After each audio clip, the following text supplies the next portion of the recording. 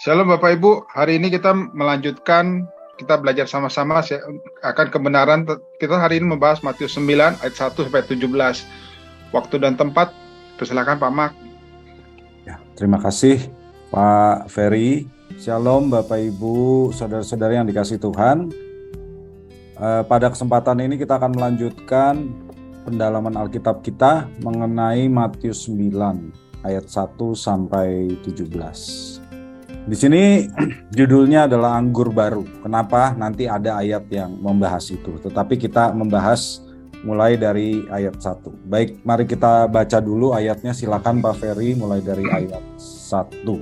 Matius 9 ayat 1 sampai 17. Ayat 1, sesudah itu naiklah Yesus ke dalam perahu lalu menyeberang, kemudian sampailah ia ke kotanya sendiri. Ayat 2, maka dibawa oranglah kepadanya seorang lumpuh yang terbaring di tempat tidurnya. Ketika Yesus melihat iman mereka, berkatalah ia kepada orang lumpuh itu, percayalah, hai anakku, dosamu sudah diampuni. Ayat 3, maka berkatalah beberapa orang ahli Taurat dalam hatinya, ia menghujat Allah. Ayat 4, tetapi Yesus mengetahui pikiran mereka lalu berkata, mengapa kamu memikirkan hal-hal yang jahat di dalam hatimu? Ayat 5, manakah lebih mudah mengatakan, dosamu sudah diampuni, atau mengatakan, bangunlah dan berjalanlah? Ayat 6, tetapi supaya kamu tahu, bahwa di dunia ini, anak manusia berkuasa mengampuni dosa. Lalu berkatalah ia kepada orang lumpuh itu, bangunlah, angkatlah tempat tidurmu, dan pulanglah ke rumahmu. Ayat 7, dan orang itu pun bangun lalu pulang. Ayat 8, maka orang banyak yang melihat hal itu takut, lalu memuliakan Allah yang telah memberikan kuasa sedemikian itu kepada manusia. Ayat 9, setelah Yesus pergi dari situ, ia melihat seorang bernama Matius duduk di rumah cukai. Lalu ia berkata padanya, ikutlah aku, maka berdirilah Matius lalu mengikut dia. Ayat 10, kemudian ketika Yesus makan di rumah Matius, datanglah banyak pemungut cukai dan orang berdosa dan makan bersama-sama dengan dia dan murid-muridnya. Ayat 11, pada waktu orang Farisi melihat hal itu, berkatalah mereka kepada murid-murid Yesus, mengapa gurumu makan bersama-sama dengan pemungut cukai dan orang berdosa? Ayat 12, Yesus mendengarnya dan berkata, bukan orang sehat memerlukan tabib, tapi orang sakit. Ayat 13, jadi pergilah dan pelajari arti firman ini, yang ku kehendaki ialah belas kasihan dan bukan persembahan, karena aku datang bukan untuk memanggil orang benar, melainkan orang berdosa. Ayat 14, kemudian datanglah murid-murid Yohanes kepada Yesus dan berkata, mengapa kami dan orang Farisi berpuasa, tapi murid-muridmu tidak? Ayat 15, jawab Yesus kepada mereka, dapatkah sahabat-sahabat mempelai laki-laki berduka cita selama mempelai itu bersama mereka? Tetapi waktunya akan datang mempelai itu diambil dari mereka, dan pada waktu itulah mereka akan berpuasa. Ayat 16, tidak seorang pun menambalkan secarik kain yang belum susut pada baju yang tua. Karena jika demikian, kain penambal itu akan mencapik baju itu, lalu makin besarlah koyaknya. Ayat 17, begitu pula anggur yang baru, tidak diisikan ke dalam kantong kulit yang tua. Karena jika demikian, kantong itu akan koyak, sehingga anggur itu terbuang dan kantong itu pun hancur. Tetapi anggur yang baru disimpan orang dalam kantong yang baru pula, dan dengan demikian terpeliharalah kedua-duanya. Amin. Ya, terima kasih Pak Ferry. Ya, kita sudah baca ayat 1 sampai 17. Kalau kita lihat di ayat 1 Bapak Ibu, dikatakan sesudah itu naiklah Yesus ke dalam perahu, lalu menyeberang. Apa yang terjadi sebelumnya, ini sudah kita bahas di pertemuan yang lalu, yaitu peristiwa terakhir dalam pasal 8 adalah Yesus mengusir roh jahat dan memindahkannya ke babi. Nah, dikatakan sampailah ia ke kotanya sendiri, yaitu Kapernaum. Ya, jadi kalau kita mau gambarkan ini di peta, Bapak Ibu, seperti ini, ya. Ini kursi. Kursi itu tempat Yesus mengusir roh jahat dan memindahkan ke babi. Kemudian Yesus naik kapal dari sini dan menyeberang ke Kapernaum. Ya, jadi dia pulang ke Kapernaum. Satu hal yang kita perhatikan di sini dalam pertemuan yang lalu, kita melihat bahwa Yesus berkuasa atas alam. Jadi dia berkuasa atas angin, ombak, danau, dan menyatakan dirinya sebagai siapa yang berkuasa atas angin, ombak, danau itu, yaitu Yahweh, Yahweh sendiri. Dan Yesus juga memulihkan orang yang kerasukan, berarti dia berkuasa atas alam roh. Tapi ada satu hal lagi yang perlu diketahui, yang di Matius memang tidak begitu ketara. Ingat, siapa nama setan yang merasuk orang orang Gerasa itu? Siapa nama setannya? Ada yang tahu? Legion. Legion, ya betul, Legion. Nah, saat itu Bapak Ibu, Legiun atau pasukan Romawi yang bertugas di daerah Galilea, ya daerah sini nih, namanya Legio 10 Fretensis. Ini didirikan oleh Gaius Octavius yang kemudian menjadi Kaisar Agustus. Nah, Legio 10 Fretensis ini bertanggung jawab atas penindasan banyak orang Yahudi di masa itu. Dan perhatikan, panji dari Legio 10 Fretensis itu apa gambarnya? Babi. Gambarnya babi. Babi. Babi gambarnya. Jadi sebetulnya ada satu hal lagi yang ingin disampaikan oleh Tuhan Yesus. Dengan membunuh 2000 ekor babi, sebetulnya ada pesan lain loh yang disampaikan oleh Yesus. Yaitu, kalau Yesus mau, tentu saja dia bisa mengenyahkan pasukan Romawi itu. Apa susahnya buat dia? Jadi 2000 babi itu sebetulnya bisa juga melambangkan pasukan Romawi. Ya, yang benderanya gambarnya babi. Jadi kalau dia mau tentu dia berkuasa kok atas negara itu, atas daerah itu, dan atas pasukan Romawi. Dan kita juga ingat Bapak Ibu, dulu di Perjanjian Lama siapa yang bisa memusnahkan pasukan Mesir yang menindas umat Israel? Yahweh kan? Jadi dengan menenggelamkan orang Mesir, itu Yahweh menunjukkan bahwa dirinya berkuasa. Nah sekarang Yesus menenggelamkan 2000 ekor babi. Itu juga sebetulnya pesan Yesus bahwa dulu yang di Perjanjian Lama itu juga aku loh. Aku kalau mau seperti dulu aku menenggelamkan pasukan Mesir, aku tuh bisa menenggelamkan pasukan Romawi. Cuma perhatikan, dia tidak benar-benar menenggelamkan pasukan Romawi, hanya babi, yaitu lambangnya pasukan Romawi. Kenapa demikian? Karena dia punya rencana yang lebih besar dari itu, yaitu menyelamatkan seluruh dunia, bukan hanya menyelamatkan bangsa Israel. Nah, apa yang terjadi di Kapernaum setelah Yesus sampai di Kapernaum? Ternyata dibawalah orang kepadanya seorang lumpuh yang terbaring di tempat tidurnya. Nah, ini kasus yang sangat terkenal, ya kisah yang sangat terkenal, tetapi Matius tidak menjelaskan rincian penting bahwa orang lumpuh yang dimaksud di ayat 2 ini diturunkan melalui atap rumah yang dibuka. Ya, paralelnya di Markus 2 ayat 4 dan Lukas 5 ayat 19 mengatakan demikian. Jadi seorang lumpuh ini digotong oleh teman-temannya ke atap rumah, lalu atap rumahnya dibuka, diturunkan ke bawah ke depan Yesus. Jadi kita udah tahulah cerita ini, betul nggak? Ya, kita sudah tahu dari sekolah minggu, kita sudah mendengar cerita ini. Ini rumah siapa pertanyaannya?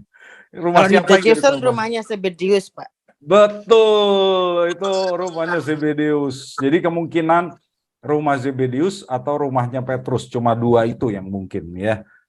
Karena rumahnya cukup besar, mungkin rumah Zebedius ya, karena Zebedius lebih kaya dari Petrus gitu ya.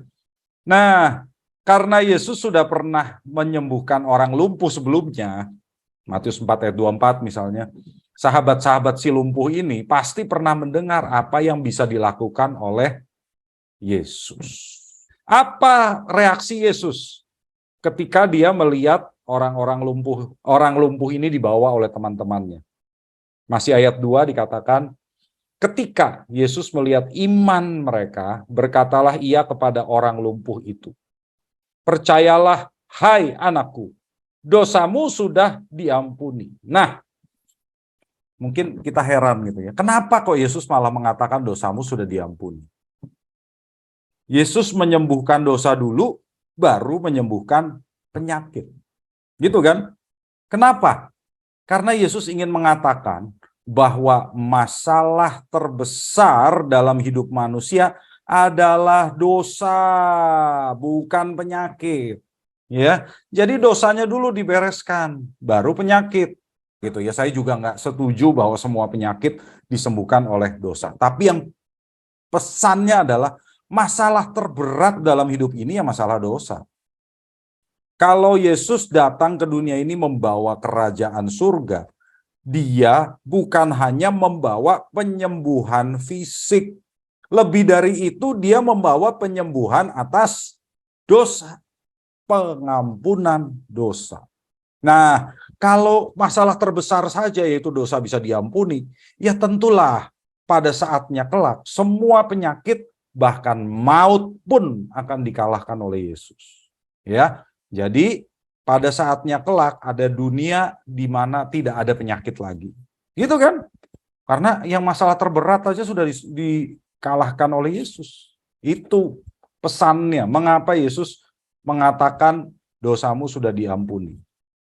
Tapi kemudian apa yang terjadi di ayat 3 dikatakan, maka berkatalah beberapa orang ahli Taurat dalam hatinya, ia menghujat Allah. Oh, ini Bapak Ibu ya, kita lihat di sini.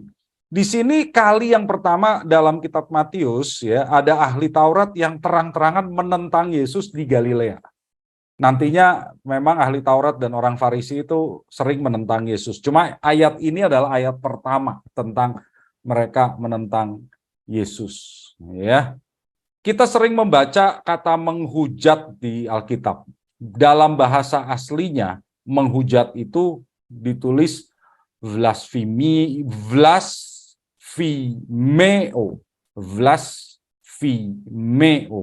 Artinya menodai kemuliaan Allah atau berkata tidak hormat kepada Allah. Ya, itu berkata tidak hormat atau menodai kemuliaan Allah. Itu namanya menghujat.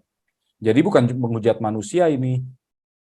Ya, tapi menghujat Allah itu hukumannya berat, yaitu menurut hukum Taurat hukumannya hukuman mati. Coba kita lihat Imamat 24 ayat 16.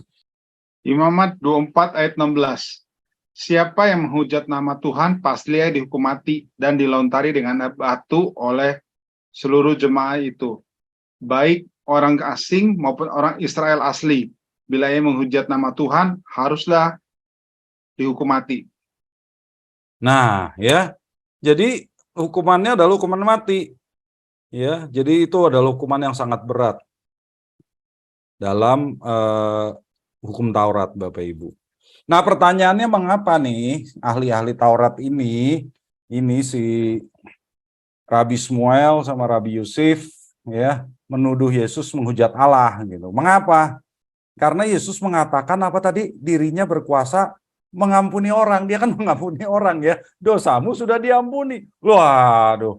Itu hak istimewa yang hanya dimiliki oleh Allah. Nggak ada yang punya hak mengampuni Allah, mengampuni dosa. Hanya Allah.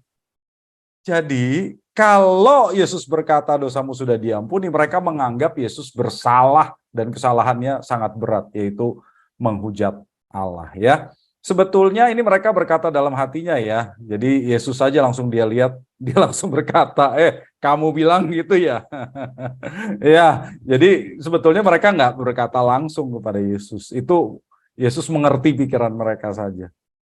Dan inilah alasan Bapak Ibu, mengapa pada akhir pelayanan Tuhan Yesus, Yesus dihukum mati oleh Sanhedrin, ya diputuskan dihukum mati oleh Sanhedrin karena tuntutan yang sama, yaitu menghujat Allah. Jadi kalau kita tahu mengapa Tuhan Yesus dijatuhi hukuman mati, tuduhannya adalah menghujat Allah. Ya, ada di Matius 25 ayat 65 sampai 66. Nanti Bapak Ibu bisa baca sendiri. Padahal dia tidak menghujat Allah, dia berterus terang kok. Berterus terang mengatakan dirinya itu Mesias, anak Allah. Ya, dia berterus terang, tapi malah dikatakan menghujat. Ya. Nah, di ayat 4, ya karena si rabi-rabi tadi itu sebetulnya diem saja, cuma mukanya berubah gitu. Oh gitu ya. Jadi Yesus tahu tuh apa yang mereka pikirkan. Jadi mereka tidak berkata, "Weh, kamu menghujat Allah." Enggak. Yesus dikatakan di ayat 4, tetapi Yesus mengetahui pikiran mereka. Jadi memang ekspresi mereka berubah dan Yesus ngerti apa yang mereka maksud. Lalu berkata, "Mengapa kamu memikirkan hal-hal yang jahat di dalam hatimu?" Nah, di sini Matius mengatakan Yesus mengetahui pikiran mereka untuk menegaskan bahwa Yesus itu ilahi. Jadi Yesus bisa baca pikiran gitu loh ya, maha tahu. Ya, meskipun kita tahu sebagai manusia, tentu hal ini bisa dipakai oleh Yesus jika dikehendaki oleh Bapa, gitu ya. Coba kita lihat Yeremia 17 ayat 10. Yeremia 17 ayat 10. Aku Tuhan yang menyelidiki hati, yang menguji batin untuk memberi balasan kepada setiap orang setimpal dengan tingkat langkahnya, setimpal dengan hasil perbuatannya. Jadi Tuhan bisa menguji batin, menguji hati, berarti dia bisa membaca pikiran gitu ya. Dan memang karena Tuhan kita maha tahu, jelas saja dia bisa membaca pikiran kita ya. Nah, orang Yahudi menafsirkan di Yesaya 11 ayat 3 sampai 4, yaitu ayat tentang Mesias, bahwa Mesias itu mampu mengetahui pikiran orang supaya dia bisa menghakimi dengan adil. Ini ayat yang penting, coba kita lihat.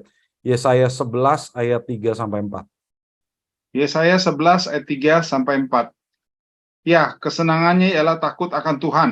Ia tidak akan menghakimi dengan sekilas pandang saja, atau menjatuhkan keputusan menurut kata orang.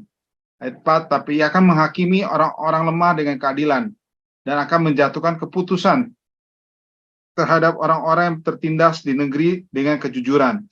Ia akan menghajar bumi dengan perkataannya, seperti dengan tongkat, dan dengan napas mulutnya ia akan membunuh orang fasik.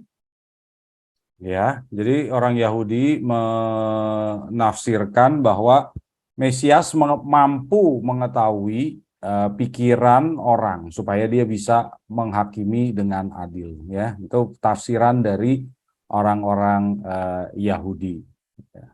Nah, Bapak Ibu di sini karena ada tafsiran demikian dari Yesaya, maka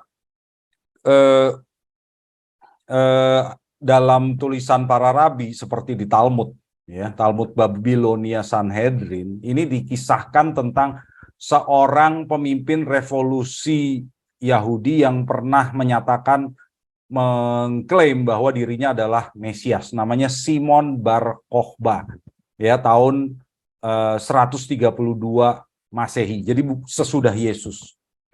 Dia mengaku, Simon Bar Kokhba ini mengaku dirinya Mesias. Dan apa kata para rabi? Dalam Talmud dikatakan, Gemara berkisah, Bar Koziva, yaitu Bar Kokhba, memerintah selama 2,5 tahun. Jadi di zaman itu Israel sempat bebas merdeka 2,5 tahun di bawah pimpinan Simon Bar Kokhba. Dia berkata kepada para rabi, "Akulah Mesias." Ya, mereka menjawabnya, ada tertulis mengenai Mesias bahwa dia sanggup mengetahui pikiran orang dan menghakimi. Nah, ini menafsirkan Yesaya 11 ayat 3 sampai 4. Jadi Mesias itu mampu membaca pikiran orang dan menghakimi berdasarkan apa yang dia pahami dari pikiran itu. Maka mari kita lihat apakah dia, Bar Kokhba, sanggup mengetahui pikiran orang dan menghakimi. Ketika mereka melihatnya tidak mampu mengetahui pikiran orang dan menghakimi, mereka pun membunuhnya. Ya, jadi Bar Kokhba ini akhirnya mati gitu ya. Ya memang matinya dibunuh oleh orang-orang Romawi juga gitu loh. Cuma menurut mereka itulah tanda ya bahwa Bar Kokhba bukan Mesias karena tidak bisa baca pikiran orang untuk menghakimi. Sementara Yesus bisa loh, ya kan? Jadi ini istimewa sebetulnya, ya Bapak Ibu. Di ayat 5, Tuhan Yesus berkata begini, manakah lebih mudah, mengatakan dosamu sudah diampuni, atau mengatakan bangunlah dan berjalanlah. Nah dulu waktu saya masih kecil saya bingung nih, ayat ini kenapa begitu ya? Mana lebih mudah? Nah, apa maksudnya? Jadi maksudnya Yesus tuh begini. Karena kalau banyak orang saya pernah dengar nih ya, dua-duanya mudah. Mau mengampuni dosa mudah, mau mengampuni penyakit, menyembuhkan penyakit mudah juga. Ya jangan seperti itu gitu loh. Kita kalau membuat tafsiran sendiri begitu, akhirnya jadi tidak mengerti apa yang hendak disampaikan dalam ayat ini ya. Jadi di sini Tuhan Yesus berkata, mana yang lebih mudah itu, maksudnya begini. Mengatakan dosa seseorang itu diampuni lebih mudah karena tidak ada bukti yang mengonfirmasi bahwa klaim Yesus itu benar. Betul nggak? Kalau Yesus bilang, "Hei, dosamu sudah diampuni." Buktinya mana? Nggak bisa diverifikasi. Berarti nggak bisa disangkal. Betul nggak? Kalau mengatakan seseorang disembuhkan, itu lebih sulit. Karena kalau tidak terbukti, orang-orang akan mencemooh Yesus. Dan itu pasti merusak reputasi dan klaim Yesus sebagai Mesias. Betul nggak? Kalau Yesus berkata, "Hei, kamu sudah disembuhkan." Ternyata orangnya nggak sembuh. Malu kan dia. Jadi itu lebih sulit karena ada buktinya. Sementara mengatakan dosa diampuni nggak ada buktinya, nggak bisa dibuktikan. Ya, maksud Yesus apa? Jika apa yang menurut orang lebih sulit dikatakan, yaitu menyembuhkan saja bisa dilakukan oleh Yesus, apalagi yang lebih mudah dikatakan, pasti lebih bisa dilakukan, mengampuni dosa. Jadi gini, saya ulangi ya, karena menyembuhkan itu lebih sulit dikatakan, karena harus ada buktinya, itu saja bisa dilakukan oleh Yesus. Apalagi yang lebih mudah dikatakan, yaitu mengampuni dosa. Itu pasti lebih bisa dikatakan, bisa dilakukan. Ini kalau istilah para rabi, kal vehomer, ya artinya ringan dan berat. Kalau yang ringan saja bisa, yang berat pasti bisa. Mohon maaf. Kalau yang berat saja bisa, yang ringan pasti bisa, gitu loh. Ya, kalau yang berat, yang lebih sulit saja bisa, apalagi yang lebih mudah. Maksudnya begitu. Ya, lalu di ayat 6 sampai 7 dikatakan, "Tetapi supaya kamu tahu bahwa Anak Manusia berkuasa mengampuni dosa." Nah, Yesus pakai lagi tuh nama Anak Manusia. Kalau Yesus pakai nama Anak Manusia berarti dia mengklaim identitasnya sebagai Mesias, ya. Lalu berkatalah ia kepada orang lumpuh itu, "Bangunlah, angkatlah tempat tidurmu, dan pulanglah ke rumahmu." Nah, ini lebih sulit dikatakan karena pasti butuh bukti. Dan orang itu pun bangun, lalu pulang. Nah, dengan membuktikan bahwa pernyataan Tuhan Yesus, "Bangunlah dan berjalanlah," itu berkuasa. Artinya orang itu benar-benar bisa bangun. Yesus menyatakan pernyataan "dosamu sudah diampuni" juga berkuasa. Itu juga benar. Ya, itu juga benar. Dan di sini kan Tuhan Yesus berkata Anak Manusia berkuasa mengampuni dosa. Nah, ada beberapa orang pernah tanya kepada saya gitu ya. Kan Tuhan Yesus belum disalib, belum dikorbankan. Kok dia bisa mengampuni dosa? Mungkin Bapak Ibu juga pernah berpikir begitu. Ini karena Allah memang berkuasa mengampuni dosa. Dan biasanya di Perjanjian Lama, Allah mengampuni dosa dengan sarana penebusannya, yaitu kurban binatang. Imamat 4 ayat 20. Tapi itu semua kan hanya lambang dari kematian Kristus. Jadi istilahnya voucher lah gitu, voucher ya. Itu cuma lambang, voucher. Karena kematian Kristus nanti yang belum terjadi itu efektif loh buat semua manusia yang pernah hidup bahkan sebelum salib sampai dengan manusia terakhir. Jadi pengorbanan Kristus itu efektif bagi semua manusia. Kalau Allah berkata dosamu sudah diampuni, itu tetap terjadi akibat pengorbanan Kristus. Sekalipun Kristus sekarang masih hidup. Ya, cuma itu baru itu benar-benar efektif ya karena Kristus akan dikorbankan. Jadi Kristus akan dikorbankan itu berfungsi untuk mengampuni semua manusia yang pernah hidup. Oke, di ayat 8 dikatakan maka orang banyak itu takut. Orang banyak yang melihat hal itu takut. lalu memuliakan Allah yang telah memberikan kuasa sedemikian itu kepada manusia. Waduh. Takut itu dalam bahasa aslinya phobeo, artinya takjub. Jadi mungkin lebih tepat takjub, ya. Tapi kalau kita perhatikan, mereka memuliakan Allah yang telah memberikan kuasa sedemikian itu kepada manusia, katanya. Jadi di sini orang banyak itu belum mengenali identitas Yesus sebagai Allah, loh. Ya, kalau mereka berkata Allah telah memberikan kuasa mengampuni dosa kepada manusia, atau dalam bahasa aslinya tis anthropis, kepada orang-orang maksudnya, bukan kepada satu orang, kepada orang-orang, bukan kepada anak manusia. Jadi mereka tuh belum kenal Yesus itu Allah. Mereka masih menganggap Yesus itu manusia biasa, ya. Padahal Matius ingin memberikan kesan di ayat ini bahwa pembaca sudah mengetahui dari awal bahwa Yesus itu memang berkuasa mengampuni dosa. Karena tujuan dia dilahirkan adalah untuk mengampuni dosa, ya. Matius 1 ayat 21. Itulah alasan yang diberikan oleh malaikat kepada Yusuf. Mengapa anaknya Yusuf harus diberi nama Yesus? Karena dia akan mengampuni dosa. Itu alasannya. Jadi di ayat 8 ini orang banyak itu belum mengenali Yesus adalah Allah yang berkuasa mengampuni dosa. Sayangnya begitu. Pokoknya mereka malah heran. Wah, kok Allah berkuasa memberikan kuasa seperti itu kepada manusia, ya? Gitu. Oke. Mengenai kisah tentang orang lumpuh disembuhkan ini, silakan kalau Bapak Ibu ada pertanyaan dulu sebelum kita lanjutkan. Silakan. Pak Mark mau tanya, Pak. Silakan. Pak, itu berarti sampai sekarang masih berlaku bahwa yang bisa mengampuni dosa kan cuman Allah, ya, Elohim ya Pak ya, Elohim Yahweh Pak. Betul, Bu. Saya mau tanya, cuman agak sensitif. Terus bagaimana kalau seumpamanya ada pengakuan dosa, Pak? Ada pengakuan dosa. Iya. Ya. Iya, betul. Karena kalau begini, kan dalam kekristenan juga ada ya yang melakukan sakramen pengakuan dosa gitu ya. Tetapi tetap yang mengampuni kan Allah, ya. Jadi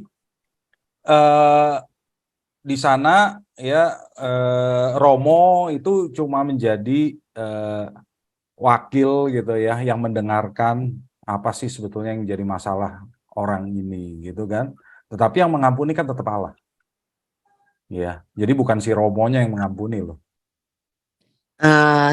Iya sih, saya tahu maksudnya kan. Tapi apakah ini Pak, kan dosamu sudah diampuni nak, gitu kan? Iya, dia mengatakan begitu gitu ya. Iya, kan maksudnya oke lah ya kita ngerti. Cuman sebenarnya berarti ini dong Pak. Kalau kita nggak bicara soal ini ya. Tapi kalau ditarik ke sini gitu loh Pak. Kalau saya sih melihat bukannya dia seperti Yesus yang berkuasa mengampuni dosa ya, tetapi karena Yesus sudah mati di salib dan menghapus dosa semua manusia, maka memang tanggung jawab manusia itu untuk mengaku dosanya gitu kan, mengaku dosanya kepada Tuhan kan. 1 Korintus 1 ayat 9 ya, 10 ayat 9, 1 ayat 9. Nah, di situ kan memang dikatakan kita harus mengaku dosa kita kan. Iya. Iya. 1 ayat 9 ya. Dan di sini memang pengakuan dosa itu dilakukan kepada rohaniwan gitu ya. Supaya supaya dia itu benar-benar menyadari loh bahwa dirinya itu berdosa gitu. Kalau menurut mereka kan begitu. Ya. Sementara sebetulnya memang kalau di Alkitab sih ya betul sih bahwa kita bisa datang sendiri kepada Kristus gitu ya. Tapi nanti kecenderungannya apa sih? Kecenderungannya kan kita cuma bilang Tuhan ampuni segala dosa kesalahan saya gitu aja kan. Sehingga nggak spesifik gitu loh. Ya, sebetulnya buat kita saya kira nggak apa-apa kok. Kita datang sendiri kepada Tuhan, tapi coba pikirin hari ini saya berbuat dosa apa ya? Sehingga kalau kita sungguh-sungguh mengklaim dosa itu adalah dosa kita. Itu kesalahan saya, Tuhan saya bertanggung jawab dan saya nggak mau mengulanginya lagi. Ya itu cukup gitu loh. Cuma kenyataannya banyak orang nggak begitu. Banyak orang Hmm. cuma sebelum tidur, Tuhan ampuni dosa saya. Nah, dosa yang Berarti mana itu kata Tuhan gitu kan. berarti sifatnya udah relatif ya Pak ya kalau ini ya Pak ya. Iya, iya. Jadi kalau menurut saya ini lebih ke apa? Supaya si orang itu benar-benar mengakui dosanya itu yang mana, yang spesifik. Ya Tuhan juga sebenarnya maunya begitu, bukan cuma semua aja gitu ya, pukul rata semua dosa saya. Ya, Hanya psikologis aja ya berarti ya Pak. ya sebetulnya ada unsur psikologis, betul. Hmm. Pak, yang kedua tadi kan itu Talmud Babylonian Sanhedrin ya Pak. Itu Iya. berarti saya lupa apakah Bapak udah jelasin tapi saya cuman curious saja. Itu berarti Talmud itu Taurat yang ditulis ulang pada saat pembuangan di Babylon ya Pak. Oh bukan Bu. Kalau Talmud itu tulisan para rabi. Kalau yang ditulis Oh. di parafrase itu namanya Targum. Oh, oke. Jadi ini seperti kalau maaf kalau yang tetangga kita itu hadits gitu ya Pak ya. Nggak tepat, bukan hadis juga sih. Jadi Talmud itu tulisan kumpulan tulisan rabi-rabi gitu ya. Jadi kalau kayak kita mungkin tulisan bapak-bapak gereja gitu. Tulisan Agustinus, tulisan Polikarpus begitu Bu. Cuma kalau di Esai gitu mereka ya Pak. iya. Oh, oke. Mereka kumpulkan jadi Talmudnya ya. Kalau haditsnya saudara-saudari kita itu di kita itu seperti Injil sebetulnya kan, hadits itu artinya kisah ya. Jadi riwayat, kalau di kita kan riwayatnya Yesus adanya di Injil gitu. Oke Pak, thank you Pak. Oke, sih. Ayat 9. Matius 9 ayat 9. Oke, dikatakan setelah Yesus pergi dari situ, dari rumahnya Zebedeus tadi itu, ia melihat seorang yang bernama Matius sedang duduk di rumah cukai. Ini nih ya, dia lagi duduk di rumah cukai, ngapain sih dia? Lalu berkata kepadanya, ikutlah aku. Maka berdirilah Matius, lalu mengikut dia. Ya, Matius itu dalam bahasa Yunaninya Mattheos. Tapi kan ini bahasa Yunani ya. Sebetulnya ini adalah transliterasi dari nama Ibrani Matityahu. Kalau di Perjanjian Lama biasa ditransliterasi jadi Matica. Jadi kalau Bapak Ibu baca di PL Perjanjian Lama ada nama Matica, itu Matius sebetulnya. Ya, itu Matius. Artinya anugerah dari Yahweh. Nama yang bagus kan? Jadi ini artinya dia pemberian dari Yahweh. Anak saya juga namanya Matius. Ya. Nah, tapi Matius yang satu ini adalah seorang pemungut cukai. Kalau dalam bahasa Latinnya publicanus, ya. Ini pemungut cukai. Pemungut cukai ini apa sih Bapak Ibu? Ya. Pemungut cukai itu adalah orang yang bertugas memungut cukai dari pedagang-pedagang, ya, yang melewati daerah situ, daerah Kapernaum itu. Karena tempat rumah cukainya Matius ini letaknya itu di jalan besar yang namanya Via Maris. Via Maris itu jalan besar dari Heliopolis di Mesir sampai Damaskus di Syria. Jadi orang kalau mau jalan dari Mesir ke Syria lewat rumah cukainya Matius di Kapernaum. Ya. Jadi orang-orang yang lewat itu dipungut, ayo Pak, cukai. bayar tol gitu ya. Bayar tolnya sama si Matius. Juga ada pajak tangkapan ikan. Jadi kalau si Petrus dan teman-teman yang nangkep ikan harus bayar pajak ke orang Romawi lewat si Matius. Ya, jadi pekerjaan dia itu begitu. Padahal pajak itu kan memberatkan ya Bapak Ibu. Di zaman dulu itu orang-orang Yahudi itu sudah hidup susah, cukup miskin. Dan masih ditagih pajak. Nah, makanya pemungut cukai seperti Matius ini sangat dibenci. dan dipandang sebagai orang yang mengkhianati bangsanya dan menjual bangsanya kepada penjajah Romawi. Karena mereka memungut cukai dari orang Yahudi dan menyerahkannya kepada penjajah Romawi, ya. Memang orang Romawi itu sering mempekerjakan orang-orang setempat, orang-orang lokal gitu loh. Karena mereka tahu kebiasaan orang Yahudi dan siapa orang-orang di daerah itu kan mereka kenal teman-temannya sendiri. Cara pemungut cukai menyetorkan cukainya itu begini, Bapak Ibu. Mereka dikasih target sama pemerintah Roma. Ya. Jadi kamu harus kumpulin 100.000 dinar misalnya gitu ya. Kalau lebih dari 100.000 itu jadi haknya dia. Gitu. Jadi ada setoran wajibnya. Maka tapi mereka udah nggak dapat gaji lagi, Bapak Ibu. Jadi apa yang mereka lakukan? Ya mereka berusaha ngumpulin sebanyak-banyaknya kan. Karena nggak dapat gaji. Mereka harus setor 100.000 misalnya, sisanya buat dia. Ya udah kumpulin aja sebanyak-banyaknya. Kalau nggak dapat uang dari mana dia? Gitu kan? Jadi komisi. Karena itu pemungut cukai sering mengenakan pajak yang lebih tinggi daripada yang seharusnya. Karena itu penghasilan buat dia.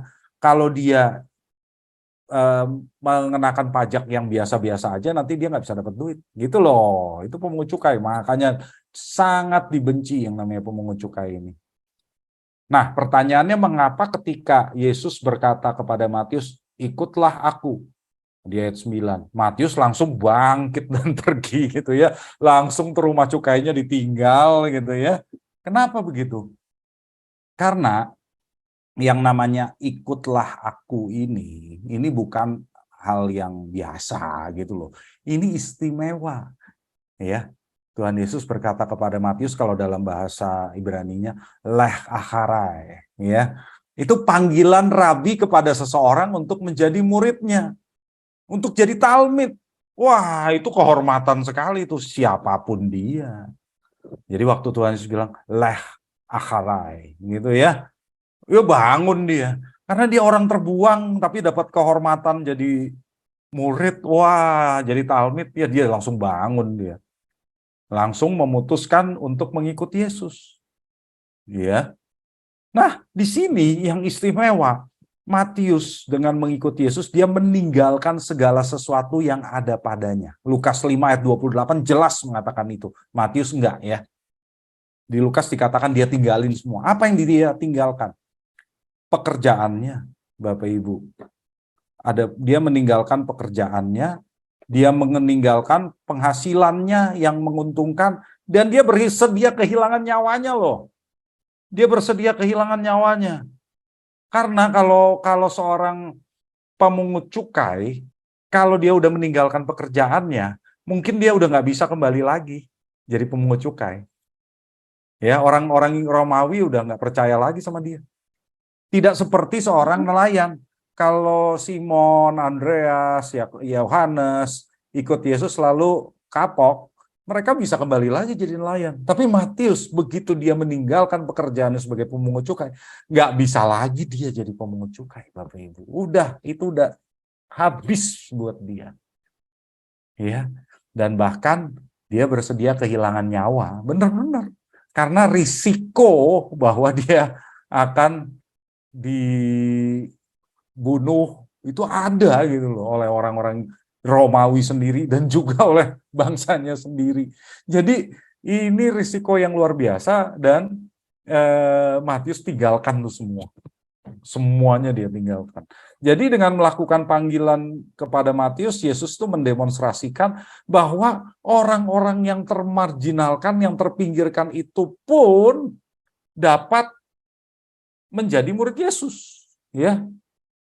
Fokus pemanggilan Yesus itu meninggalkan segala sesuatu. Kalau mau ikut Yesus, tinggalin semuanya. Itu loh.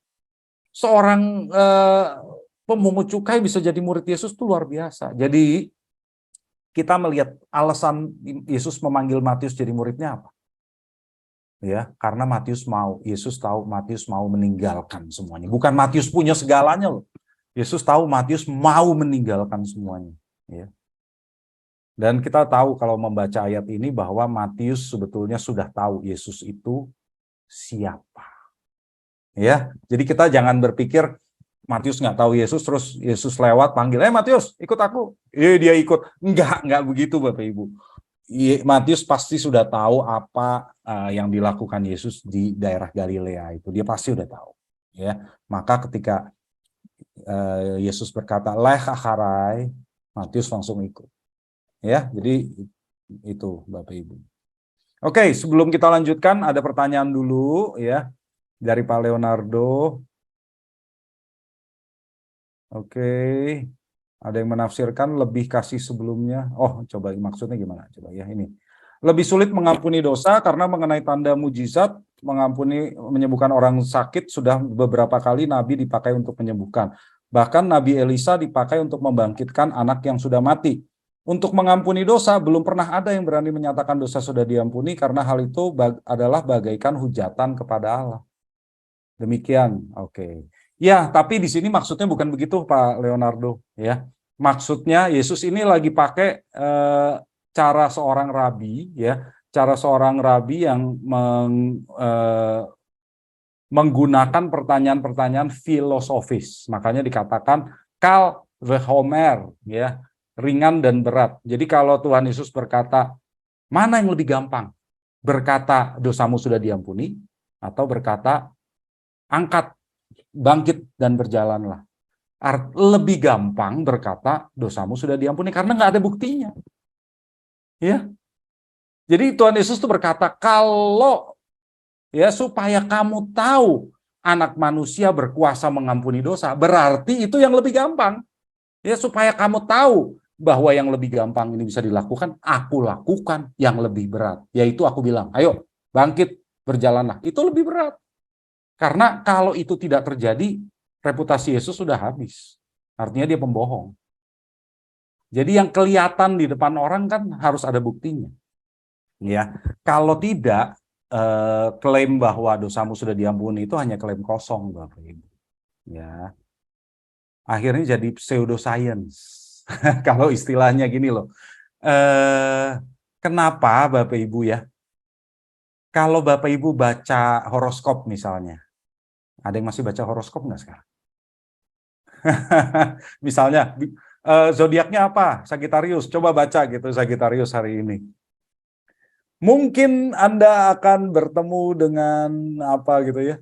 Itu kan katanya mungkin kan. Jadi kalau mungkin bisa dibuktikan nggak? Nggak bisa. Jadi kita nggak bisa buktikan itu salah. Itu nggak bisa dibuktikan salah. Klaim itu selalu benar.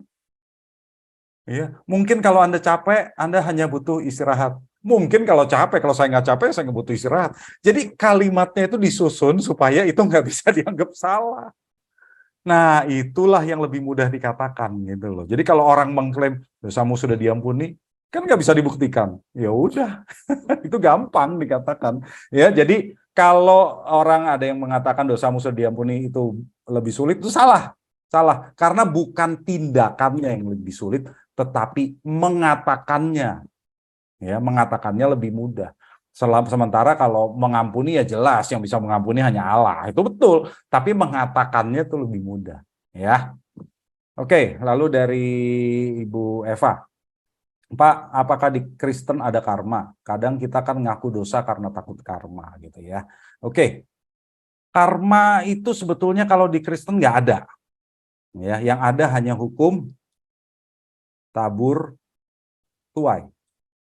Maksudnya apa yang kita tabur ya itu akan kembali kepada kita gitu ya. Kita akan menuainya.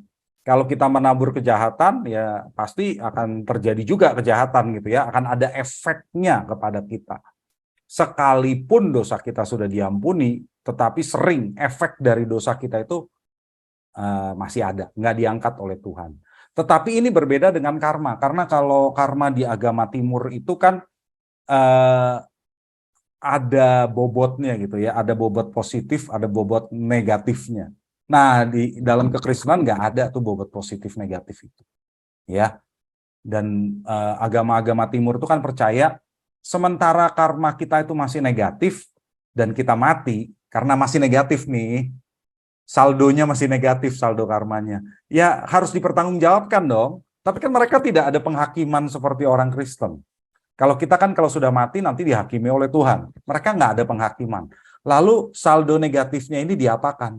Supaya si orang itu bisa mempertanggungjawabkannya. Ya jawabannya direinkarnasi, dia lahir lagi. Karena saldonya negatif, jadi makhluk yang lebih rendah gitu kan. Nanti kalau makhluk yang lebih rendah itu berbuat baik, saldonya positif, jadi makhluk yang lebih tinggi lagi. Begitu terus. Sampai akhirnya dia tidak punya negatif lagi, udah nggak ada hal-hal yang membebankan dia sebagai manusia, maka dia akan sampai di titik nol. Jadi sudah tidak dilahirkan kembali, tidak direinkarnasi, dan itu yang namanya nirwana kalau di agama Buddha kan ya. Jadi nirwana itu bukan surga, tapi keadaan di mana dia tidak dilahirkan kembali. Sebetulnya begitu kan. Jadi beda sih ya. Beda dengan kekristenan Bapak Ibu. Pak, Silakan. Pak. Silakan. Itu kalau Matthew itu kan apa tadi? Matityahu ya Pak? Matityahu ya. Matityahu. Jangan-jangan Netanyahu yang itu namanya sama dengan Nathan ya Pak? Kalau Nathan itu Nathan, kalau bahasa Yahudi Ibraninya ya. Kalau Netanyahu itu di Alkitab namanya Natania. Oh, Nathanael bukan Pak? Nathanael itu beda. Kalau Nathanael itu kan Nathan itu artinya hadiah, ya. Kalau Nathanael hadiah dari El, hadiah dari Allah. Kalau Net, ya karena bahasa Ibrani kan huruf hidupnya bisa berubah. Yahu, artinya hadiah dari Yahweh. Gitu. Jadi hadiahnya dari siapa? Dari Yahweh atau dari El? Kalau dari El Nathanael gitu. Dari Yahweh Netanyahu. Atau kalau sebenarnya Natania. Ya. Bagus. Cuma kalau di Indonesia lucu saya gak lucu. Natania itu jadi nama perempuan. Iya Pak, karena ada nianya. Karena Nia, padahal kalau dalam bahasa Ibrani itu nama laki-laki, Natania itu. Ya. Itu nama laki-laki. Ianya itu artinya Yahweh. Ya. Itu yang kalau yang Matthew itu kan publicanus itu sampai saya baca sampai begitu. Karena itu kan sampai dipisah itu untuk ngejek itu ya Pak ya. Iya. Sudah nonton finale Pak? Belum. Saya belum sempat, nanti baru 7 udah keluar ya. Iya. Oke Pak, thank you Pak. Oke, Bu Inian. Oke, ayat 10 ya, kita lanjutkan. Kemudian ketika Yesus makan di rumah Matius, ternyata Yesus makan di rumah Matius ya. Setelah Matius dipanggil oleh Yesus, jadi Matius senang sekali nih. Datanglah banyak pemungut cukai dan orang berdosa dan makan bersama-sama dengan dia, Yesus dan murid-muridnya. Ya, jadi dia bersyukur Allah memberi anugerah kepadanya. Namanya dia itu jadi kenyataan gitu loh. Matius tuh senang sekali karena nama dia, pemberian dari Yahweh itu jadi kenyataan. Dia dapat pemberian, dia dapat anugerah. Dia bersyukur. Nama itu berguna sekali dalam bahasa Ibrani ya. Nama itu sangat berharga. Nah, Matius kemudian mengundang teman-temannya. Teman-temannya siapa? Nggak ada orang Yahudi baik-baik nggak yang mau berteman dengan pemungut cukai di zaman itu. Jadi pasti teman-temannya Matius pasti pemungut cukai juga, dan rekan-rekannya yang lain yaitu orang-orang berdosa, ya.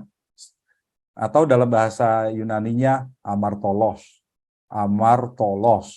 Artinya orang-orang yang tidak hidup menurut hukum Taurat. Jadi meskipun mereka Yahudi, mereka nggak taat kepada Taurat. Makanya mereka mau jadi temannya pemungut cukai, ya.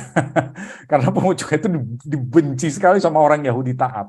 Jadi kalau nggak taat kepada Taurat, baru mau jadi sahabatnya pemungut cukai. Ya, mengapa Bapak Ibu? Kita lihat nih di Mishnah tulisan para rabi juga ya. Mishnah Tahorot dikatakan, jika pemungut cukai memasuki sebuah rumah itu menjadi najis. Coba, ngeri nggak?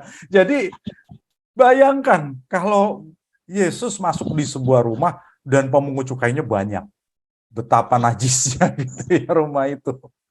Maka orang-orang Farisi pasti ngelihat gitu pasti, wah, luar biasa, ini luar biasa jelek, maksudnya begitu oleh orang-orang Farisi. Ya, satu pemungut cukai saja bisa membuat rumah menjadi najis, apalagi banyak pemungut cukai.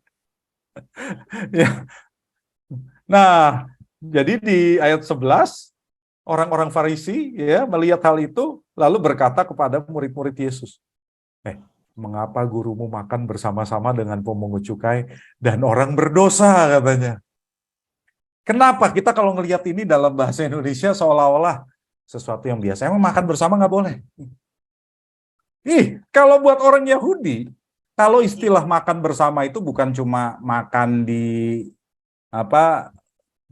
pinggir jalan barengan, bukan. Makan bersama itu satu meja, ada di sebuah perjamuan begitu.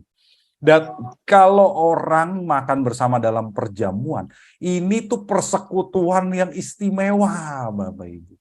Jadi orang yang makan semeja, makan makanan yang sama, sharing kan makanannya. Mereka potong kambing, semua makan kambing yang sama gitu kan. Itu dianggap keluarga. Ya, hanya orang yang satu keluarga yang makan bersama.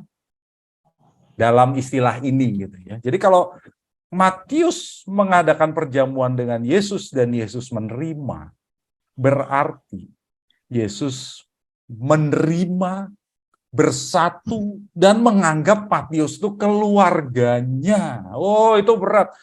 Masa ada orang najis dijadiin keluarga? Kalau kata orang-orang Farisi. Ya. Karena orang-orang yang tahir, seperti Yesus nih. Yesus kan rabi, rapi, ya. Dan bisa ke bait Allah, itu nggak boleh makan dengan orang-orang yang najis, ya, nggak boleh makan dengan orang-orang yang najis. Kenapa pertanyaannya? Orang-orang pemungut cukai ini dianggap najis? Karena mereka itu terus-menerus berurusan dengan orang-orang non-Yahudi kan. Orang-orang Romawi itu non-Yahudi, mereka dianggap najis juga oleh orang Yahudi. Jadi kalau terus-menerus bisnisnya sama orang Yahudi, non-Yahudi terus, mungkin mereka tidak ada upacara pentahiran, ya. Lalu kerja juga di hari Sabat. Mau hari Sabat pun rumah cukainya si Matius tetap buka. Orang mau lewat harus bayar tol sama dia. Itu kan melanggar. Jadi dia jadi najis. Ya.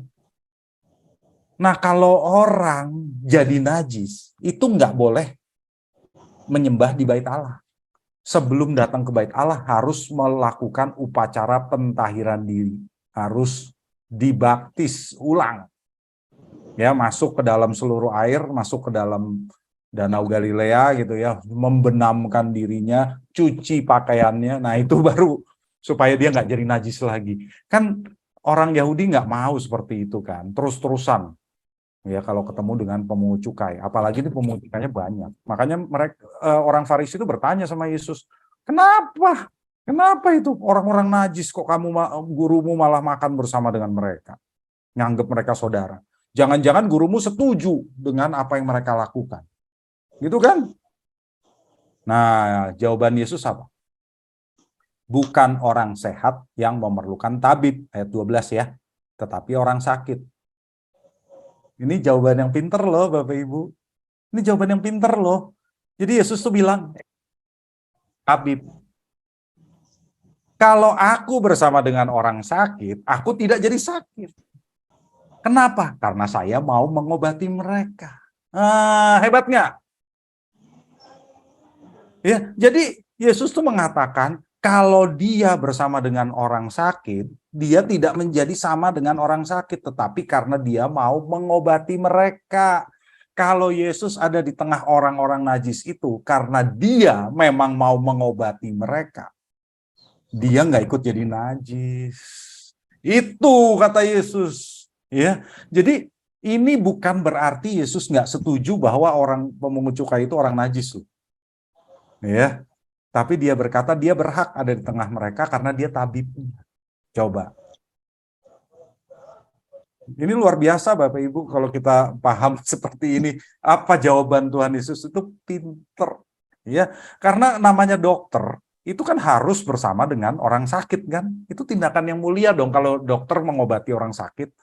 Nah, dulu di PL seorang tabib itu nggak dihormati Bapak Ibu. Kenapa? Karena tabib itu dulunya seperti tukang sihir. Ya, misalnya kalau di 2 Tawarik 16 ada Raja Asa yang sangat dicela karena pakai tabib dan tidak mengandalkan Tuhan.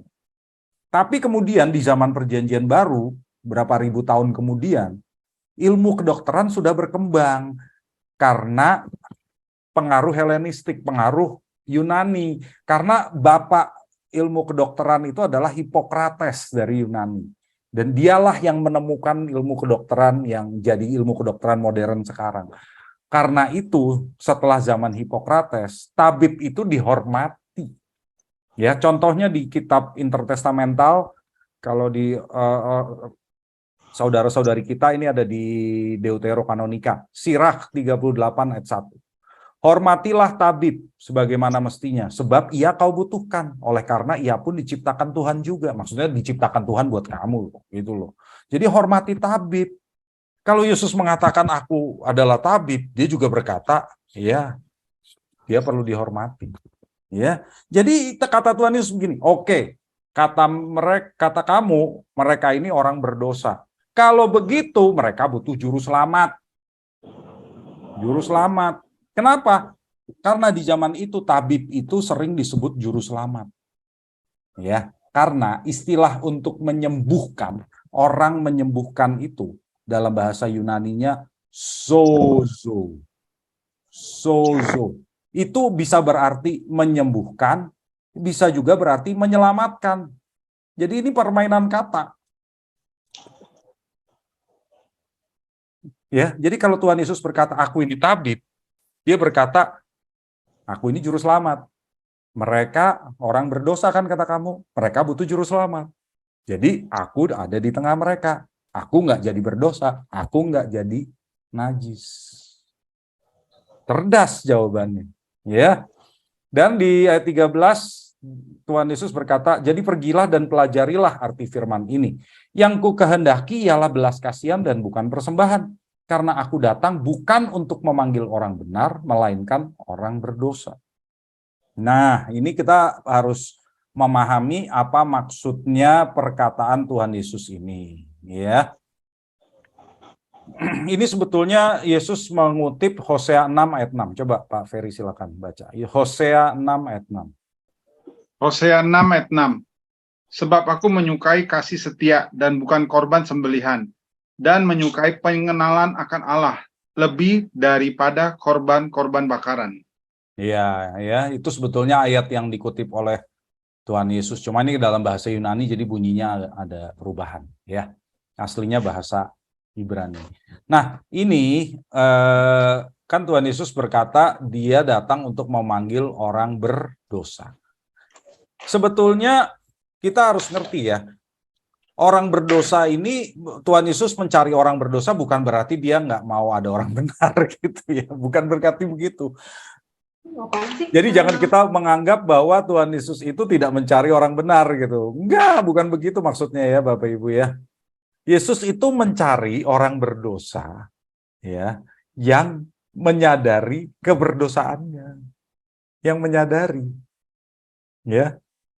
Orang Farisi itu merasa diri benar, merasa diri bukan orang berdosa. Karena menurut definisi mereka, orang berdosa itu adalah orang yang tidak hidup sesuai dengan Taurat. Ya, menurut orang Farisi. Karena mereka mengikuti hukum Taurat, orang Farisi merasa mereka orang benar. Sementara menurut Yesus, orang berdosa itu orang yang hidup tidak sesuai dengan kehendak Allah. Berarti orang Farisi pun orang berdosa. Benar nggak? Mereka pun orang berdosa. Tapi mereka buta atas keberdosaan mereka. Mereka merasa diri mereka kudus. Karena sesuai dengan Hosea 6 ayat 6 ini, mereka selalu mempersembahkan kurban. Jadi kurban itu membuat mereka menjadi kudus. Anggapan mereka begitu. Setiap hari aku mempersembahkan kurban kok. Dosaku dihapuskan dong. Aku kudus. Itu pikiran mereka. Coba agamawi sekali. Kata Tuhan, Matius itu orang berdosa yang menyadari keberdosaannya. Maka dia mengalami belas kasih Allah. Yesus ingin mencari orang berdosa, ya, yaitu orang-orang yang menyadari keberdosaannya. Itu lebih daripada menerima korban dari orang-orang yang benar. Maksudnya merasa diri benar. Merasa diri benar. Ya. Jadi kita memang nggak boleh merasa diri benar sendiri, Bapak Ibu. Karena kalau kita merasa diri saleh, kita nggak butuh juru selamat. Orang-orang Yahudi itu, orang-orang Farisi itu menolak Yesus. Kenapa? Karena mereka merasa diri mereka saleh dan benar, sehingga tidak butuh juru selamat. Gitu kan? Jadi Yesus bilang, iya, aku kalau gitu aku emang bukan untuk kamu. Aku buat orang-orang berdosa ini. Mereka lah yang butuh juru selamat. Katanya kamu nggak butuh. Ya udah, gitu kan? Jadi Tuhan Yesus itu menunjukkan bahwa dia itu maha kasih. Dia menjangkau orang-orang yang dianggap sampah masyarakat, dianggap musuh. Bahkan mengangkat satu orang dari orang-orang berdosa itu sebagai muridnya loh, talmid loh. Jadi rasul. Maka buat kita pun harus demikian, Bapak Ibu. Kita pun harus bisa menerima orang-orang berdosa. Jangan sampai kita merasa, wah itu orang itu terlalu rendah buat kita. Bukan levelnya kita untuk dilayani. Loh nggak bisa begitu Bapak Ibu. Kita pun tadinya musuh Allah loh. Kita pun orang-orang berdosa. Dan Yesus sudah lebih dahulu berbelas kasih kepada kita. Ya kita juga harus berbelas kasih kepada orang lain. Jadi ini menjawab juga nih ada pertanyaan dari Bu Eva. Pak, tapi gimana caranya jawab orang yang bilang percuma ke gereja kalau kelakuan seperti bla bla. Padahal kan kita butuh kekuatan untuk bisa tetap berusaha sebaik mungkin. Ya betul.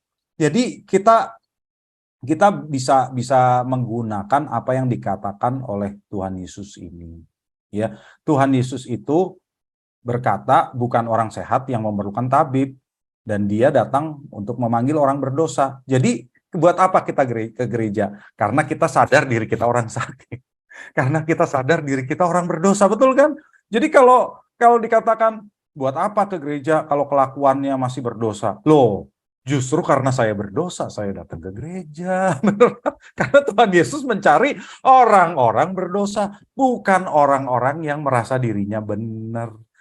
Kalau orang merasa dirinya benar, nggak merasa butuh Yesus. Gitu kan jadinya ya. Jadi saya merasa diri saya berdosa, saya merasa diri saya butuh Tuhan. Dan Tuhan mengasihi orang-orang seperti itu. Tuhan mengasihi orang-orang yang merasa dirinya berdosa. Ya. Oke, jadi ayat ini bisa membantu ya. Oke, ada pertanyaan lagi Bapak Ibu mengenai pemanggilan Matius ini. Silakan sebelum kita lanjutkan ke puasa. Ada pertanyaan soal pemanggilan Matius. Pak. Ya, silakan. Itu Matius kan dipanggil sama Tuhan Yesus ya? Iya, betul. Itu Tuhan Yesus. Itu tentara Roma mengejar Matius ya? Karena kan dia meninggalkan pekerjaannya sebagai pemungut cukai. Oke, ya, terima kasih Pak Diarluk. Kalau di Alkitab kelihatannya tidak gitu ya. Kalau menurut ini kisah kreatifnya The Chosen ya enggak juga, cuma ya reputasi dia jadi buruk aja di depan orang Romawi gitu ya. Romawi. Iya, reputasi dia jadi buruk.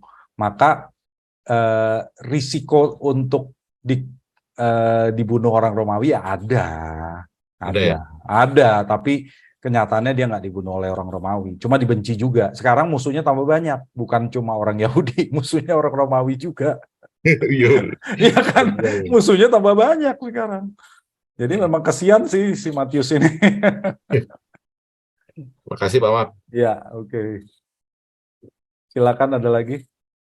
Pak Mak, saya mau tanya Pak Mak. Ya, silakan Mega. Yang Tuhan bilang kan yang ku kehendaki ialah belas kasihan. Ya. Di sini Tuhan Yesus itu mau menekankan, benar nggak ya, bahwa belas kasihan yang Tuhan inginkan dari kita itu untuk orang-orang yang mungkin kategori karakternya buruk, tapi dia masih mau berubah, cuman selalu jatuh bangun. Jadi kita harus bisa mensupport dia. Terus belas kasihan itu hanya untuk orang-orang itu, tapi kalau ada orang yang karakternya buruk, cuman dia tidak pernah mau berubah, perlu nggak kita belas kasihani juga atau bagaimana Pak Mak? Di sini dalam konteks ini, maksud Tuhan Yesus. Makasih Pak. Iya, terima kasih Ega. Sebetulnya yang dianggap, yang dikatakan oleh Tuhan Yesus mengenai belas kasih ini, ya, lebih luas loh gitu loh. Jadi kalau Tuhan Yesus menunjukkan belas kasih-Nya kepada seorang pemungut cukai, yaitu sampah masyarakat, dia juga maunya kita begitu, tidak membeda-bedakan orang, dan orang-orang yang dianggap sampah masyarakat, dianggap orang berdosa pun harus kita belas kasihan. Apakah ada syaratnya, yaitu kalau dia mau bertobat? Enggak ada. Ya, tapi bukan berarti kita membenarkan perbuatan mereka. Artinya, kita memberikan apa yang terbaik saja buat mereka. Itu. Yang terbaik buat mereka apa? Keselamatan. Oke, kalau begitu bawalah Injil itu ke hadapan mereka. Mungkin kita enggak berkata, ini Alkitab ya, Alkitab bilang begini, kamu harus bertobat. Enggak begitu. Tapi kita bawa Injil dalam bentuk kehidupan kita di hadapan mereka. Kehidupan yang baik, kehidupan yang menjadi teladan. Ya, dengan harapan dan doa kepada Tuhan bahwa orang itu bisa berubah. Jadi nggak ada syaratnya. Belas kasih ya belas kasih saja. Ya, terus kalau kita bilang, wah mana mungkin Tuhan, orang itu kan susah berubah. Nah, disinilah konteksnya Tuhan Yesus berkata, iman sekecil biji sesawi bisa memindahkan gunung. Itu konteksnya. Jadi jangan bilang nggak bisa gitu loh. Tuhan bisa saja melakukannya. Yang kamu butuhkan, lakukan saja, itu iman. Udah, nggak usah pakai syarat jadinya gitu loh. Jadi yang tadi Ega katakan betul gitu ya, cuma kita tidak perlu mempertimbangkan orang itu akan bertobat atau enggak gitu loh. Atau dia udah kambuhan atau apa, tetap kita berbelas kasih ya. Meskipun kita mungkin secara profesional gitu, kita enggak tidak mau berurusan dengan dia secara profesional, tapi secara pribadi kita tetap berbelas kasih kepada orang itu. Gimana? Maaf ya, ini lagi Pak Mak.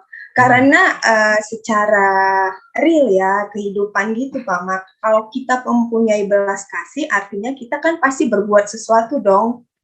Itulah bentuk belas kasih kita gitu. Selain ada mungkin kita berbuat ya berdoa yang dia tidak melihat, tapi ada kalanya dia bisa melihat, kita bantu atau kita bisa mensupport dia lah gitu. Nah, makanya saya tanya, belas kasihan yang masuk Tuhan itu penempatannya untuk orang seperti apa ya? Kalau misalnya seseorang yang karakternya nggak mau berubah begitu, tapi kita terus kasih belas kasih, sampai pada akhirnya belas kasih kita itu sama dia sia-sia begitu, berjalannya waktu, tenaga, semua, tapi nggak berfaedah sama dia. Apakah seperti itu maksud Tuhan itu belas kasihan itu sesuai dengan tempatnya sama orang yang sekalipun dia sebejat apa, kalau dia punya niat mau berubah, disitulah terus perjuangkan sampai dia bisa bertobat gitu. Itu loh maksud saya Pak Mak. Pandangan seperti itu benar nggak ya Pak Mak? Ya, kalau arahnya ke pertobatan, iya. Arahnya ke pertobatan itu iya. Tapi bukan artinya gini loh, ini orang dikasih duit malah dipakai buat yang enggak gitu. Lalu dia minta lagi. Ya bukan itu bukan belas kasih namanya. Itu bukan belas kasih. Ya, karena di sini konteksnya pasti Tuhan Yesus ingin supaya orang itu bertobat. Jadi arahnya ke pertobatan. Kalau kita menolong seseorang karena kasihan, jadi belas kasih dengan kasihan itu beda ya. Ini berbelas kasih itu maksudnya mereka itu membutuhkan keselamatan, bukan mereka membutuhkan kehidupan di dunia ini loh. Jadi ada bedanya gitu ya. Mereka butuh keselamatan, jangan ditolak. Gitu. Seberdosa apapun kita tetap menerima mereka, bukan berarti mereka harus dibuang. Tapi kalau mereka terus berulang-ulang minta duit terus ya, nggak ada perubahannya, ya kalau kita mengasihi mereka dengan benar juga kita nggak akan sih terus-terusan ngasih duit aja, ya kan? Kita bilang kamu berubah dong. Ya, karena di Alkitab juga dikatakan kok kita harus menegur mereka kalau salah gitu kan. Kok kamu begini terus sih udah bertahun-tahun nggak berubah-ubah, bertobat dong. Boleh kita ngomong begitu tuh nggak salah. Ya, dengan cara yang benar gitu ya. Tapi intinya begitu. Boleh. Tapi kalau soal keselamatan kita nggak boleh buang mereka. Intinya begitu. Ya, jadi bukannya kita terus-terusan ngasih mereka apa yang mereka minta, enggak. Ya, minta duit kita kasih terus, kita ladenin terus, ya enggak gitu loh. Tapi kita enggak membuang mereka karena mereka pun butuh keselamatan. Jadi saya kasih konteksnya, saya kasih contoh yang lain tuh begini. Ya, kita pasti tahu lah kalau di Alkitab itu orang-orang yang sekarang disebut LGBTQ gitu ya, itu kan dikatakan dosa, betul kan? Perbuatan LGBTQ itu dosa. Tapi kalau mereka ada di tengah kita, apa yang kita lakukan? Apa kita musuhin? Ya enggak dong. Mereka kan seperti Matius, betul nggak? Nah, itu namanya belas kasih. Ya, makanya orang-orang berdosa itu kita terima gitu loh. Bukan berarti kita membenarkan perbuatan mereka, tapi kita mau mereka bertobat seperti Matius, menyadari diri mereka seperti Matius. Tuhan datang sebagai tabib buat mereka juga gitu. Artinya begitu. Jadi kita nggak bisa nolak, oh kamu sukanya makan jeruk ya, nggak boleh, saya nggak mau jadi teman kamu. Ya, jadi ya perbandingannya lebih seperti itu sekarang, ya. Bukan kepada orang-orang yang terus-terusan minta duit terus, tapi ya menyusahkan kita lah, jadi benalu terus ya. Arahnya bukan ke sana, tapi ke orang-orang yang dibenci di zaman ini, yaitu ya contohnya mereka tuh, LGBTQ, contohnya begitu. Oke, Pak Mak, satu lagi boleh nggak, Pak? Boleh silakan. Ya. Yang mengenai yang waktu Tuhan Yesus ini kan dia menyembuhkan orang lumpuh itu, terus sama memanggil Matius. Yes. Yang ada dalam pikiran saya, Pak Mak, seringkali Tuhan Yesus itu memberikan sesuatu kepada orang yang mengharapkan dari dia di luar dari yang dia inginkan, yang gitu. Dia harapkan itu ya. Kayak orang lumpuh ini kan dia tadinya minta disembuhkan, tapi Tuhan membilang dosamu sudah diampuni. Terus Matius juga Tuhan memanggilnya gitu, ikutlah aku. Apakah Tuhan itu memberikan yang dibutuhkan orang-orang itu sebenarnya? Bahwa yang pertama, yang orang lumpuh itu sebenarnya yang kau butuhkan itu pengampunan dosa, bukan kesembuhanmu. Terus Matius pada saat itu mungkin dia membutuhkan untuk bisa menjadi lebih baik lagi hidupnya. Mungkin dia udah jenuh jadi pemungut cukai. Mau diterima sih sebetulnya dia itu, karena dia dimusuhi orang-orang. Itu apakah benar, Pak Mak? Kemungkinannya bisa begitu nggak ya, Tuhan Yesus memberikan yang dibutuhkan orang-orang pada saat itu gitu. Benar, Tuhan Yesus memang memberikan apa yang kita butuhkan atas kebaikannya dia. Jadi bukan apa yang kita inginkan, betul. Ya, yang dibutuhkan itu jauh lebih baik lah, karena dia lebih tahu gitu loh ya. Jadi begini, saya mau singgung sesuatu lah. Kalau kita kan tahu ya, waktu di beberapa pertemuan yang lalu Tuhan Yesus tuh mempunyai namanya golden rule, aturan emas. Apa yang kamu kehendaki orang perbuat kepadamu, perbuatlah kepada mereka, gitu kan. Kalau dewasa ini kan muncul yang namanya platinum rule. Betul nggak? Pernah dengar nggak Bapak Ibu? Apa yang orang lain kehendaki dilakukan terhadapnya, lakukan itu kepada dia gitu loh. Itu bukan Kristen Bapak Ibu. Ya, itu kacau namanya. Jadi orang itu maunya apa kita kasih. Itu kacau. Dan itu kok diajarin di bisnis, diajarin di dunia motivasi gitu ya. Itu bukan platinum rule, itu namanya chaos. Bayangin aja. Orang itu maunya apa kamu kasih sama dia. Coba kalau di perusahaan, orang itu maunya naik gaji, kita selalu turutin aja tanpa alasan, tanpa pertimbangan apapun. Orang itu maunya naik pangkat, orang itu maunya jadi direktur, kita kasih. Ya kacau lah dunia ini gitu loh. Ya, jadi Tuhan pun begitu. Tuhan nggak memberikan apa yang kita inginkan. Tuhan memberikan apa yang kita butuhkan. Betul. Bukan apa yang kita inginkan. Dan kita sering nggak tahu apa yang kita butuhkan. Ya, dan kita pun harus memperlakukan orang lain seperti kita ingin diperlakukan. Bukan seperti apa yang dia mau. Salah itu. Oke, Pak Mak. Makasih. Oke, ya, thank you, Ega. Ya, kita lanjutkan dulu Bapak Ibu. Habis ini nanti kita bisa tanya jawab lagi. Ayat 14 ya, kita sudah masuk perikop yang ketiga. Kemudian datanglah murid-murid Yohanes. Oh, ada murid Yohanes Pembaptis loh, ngeliatin lo dari tadi ya, kepada Yesus dan berkata, mengapa kami dan orang Farisi berpuasa, tapi murid-muridmu tidak? Murid-murid Yohanes yang memperhatikan kejadian ini tersinggung, Bapak Ibu. Yohanesnya lagi di mana? Lagi di penjara. Murid-muridnya masih ada dan ikut di sekeliling Yesus. Ya, jadi begitu mereka melihat Yesus makan semeja dengan orang-orang berdosa, murid Yohanes tersinggung juga, bukan cuma orang Farisi. Muridnya Yohanes tersinggung. Kenapa? Karena murid-murid Yohanes dan murid-murid orang Farisi itu taat, ketat, berpuasa dan berdoa. Ya. Jadi mereka itu bukan bertanya kepada murid-murid Yesus itu mengapa murid-murid Yesus tidak berpuasa sebagai disiplin rohani. Jadi bukan itu konteksnya, Bapak Ibu. Jadi kita jangan terganggu dengan adanya judul perikop hal berpuasa. Kalau di Alkitab kita bahasa Indonesia begitu kan? Ini sambungan dari ayat 13, Bapak Ibu ya. Jadi jangan terganggu dengan judul perikop itu. Murid-murid Yohanes datang kepada Yesus bukan bertanya, kepada murid Yesus bukan bertanya, kenapa kalian nggak berpuasa? Bukan itu konteksnya. Konteksnya adalah mereka mau menegur Yesus. Mengapa nggak seperti mereka nih, orang-orang Yahudi saleh? Kami berpuasa loh, orang-orang Farisi juga berpuasa loh. Kalian malah berpesta sama orang-orang berdosa. Itu maksudnya. Jadi waktu mereka bertanya mengapa kami berpuasa tapi muridmu enggak, itu artinya mereka menegur Yesus. Mereka menegur Yesus, Bapak Ibu. Ya, jadi mereka itu menegur Yesus. Coba dah kita baca Lukas 5 ayat 33, Pak Ferry. Lukas 5 ayat 33. Lukas 5 ayat 33.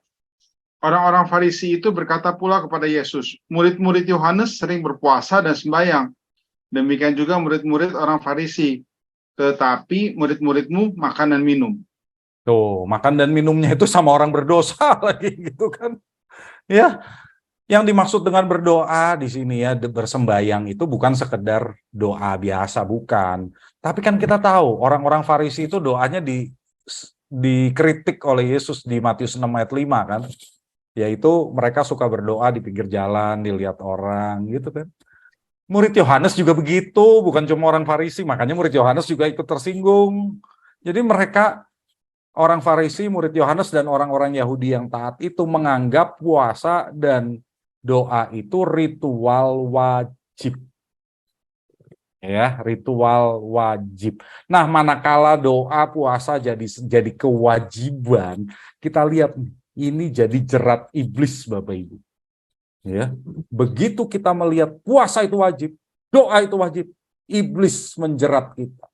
Karena kita jatuh ke dalam perangkap yang sama dengan orang-orang Farisi dan murid Yohanes ini, yaitu merasa diri kita saleh, merasa kita benar, merasa diri kita kudus.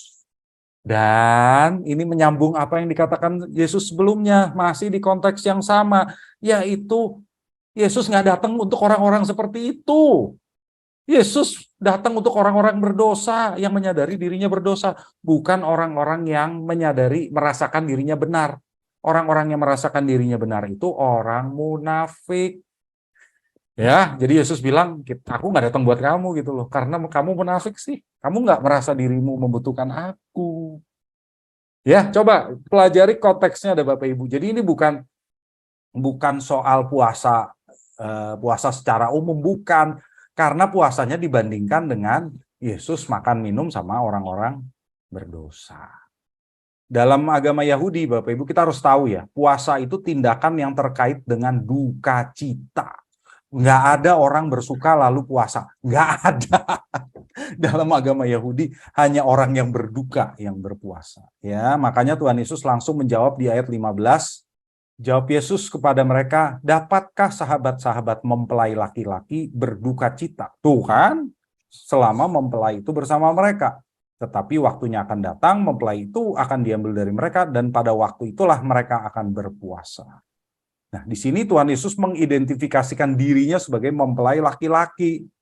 Coba kita lihat apa pikiran pendapat orang Yahudi tentang mempelai laki-laki dan sahabatnya. Sama persis yang dikatakan Yesus.